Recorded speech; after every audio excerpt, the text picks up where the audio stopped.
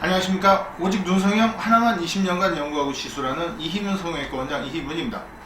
오늘 보여드리고 있는 사례는요, 보시면 아시듯이 안검하수증을 교정한 사례입니다. 자, 한국인들의 안검하수증 발생률이 저는 좀 높은 걸로 그렇게 알고 있습니다. 그런데 안검하수가 도대체 왜 생기는 것일까요? 후천적 안검하수와 선천적 안검하수로 나눌 수 있는데, 후천적 안검하수를 먼저 말씀드리자면, 당연히 수술하다가 잘못돼서 눈이 안 떠지는 것도 역시 후천적인 안검하수에 포함이 됩니다. 그런데 그거 말고도 중증 근무력증이라든가 호너 질환, 아니면 3번 신경 마비 등 눈이 안 떠지게 되는, 즉 안검하수가 발생하는 그런 질환들이 몇 가지가 있습니다. 그 중에 제일 중요한 것이 뭘까요? 바로 쌍꺼풀 수술한 다음에 안검하수가 발생하는 것입니다.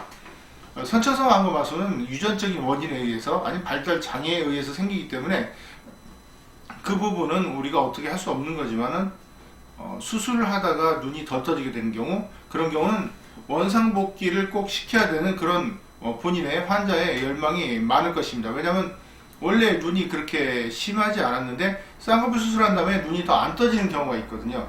지금 이분 같은 경우는 중증 안검하수로, 이런 경우는 대개 선천성 안검하수가 많습니다. 후천적으로 생기는 거는 좀 이렇게 중하지는 않습니다. 지금 어떤 부분이 중하다고 말씀드리는 거냐면, 지금 오른쪽 눈이죠. 오른쪽 눈을 보시면 눈동자 초점이 없고 한번 교정을 했는데 지금 꽉 껴 있습니다. 이렇게. 그래서 양측 대칭이 맞지 않고 눈이 덜 떠지게 되면 그로 인해서 이런 약간 사시 증상이 나타나게 됩니다. 눈동자 보시면 초점이 없어 보이죠. 마치 먼 산을 보는 것처럼 다른 쪽을 보고 있습니다.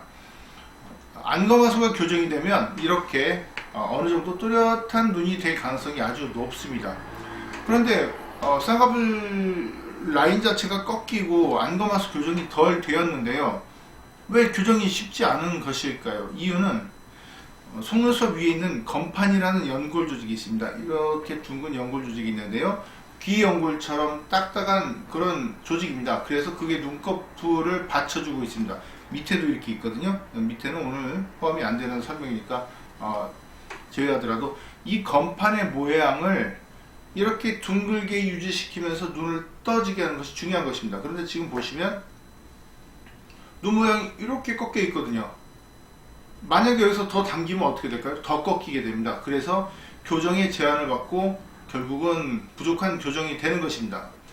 그래서 수술한 다음에 보면 둥근 눈으로 이렇게 교정을 했는데요, 중요한 거는 이 검판, 속눈썹 위에 있는 검판, 상한 검판을 둥글게 유지시키면서 눈을 떠지게 하는 것이 중요한 것입니다. 그래야지 충분한 교정이 가능한데요.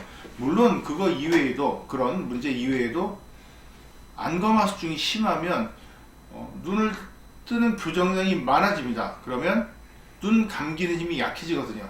눈 감기는 정도가 감내할 수 있는 수준, 즉 어떤 안검하수 교정이나 눈이 조금 덜 감기지만 그래도 환자가 생활하는데 불편함이 없는 정도 선에서 교정을 하는 것이 중요합니다. 이렇게 안검하수의 그 개별적인 케이스에 대해서 재밌게 풀어봤습니다. 시청해 주셔서 감사합니다.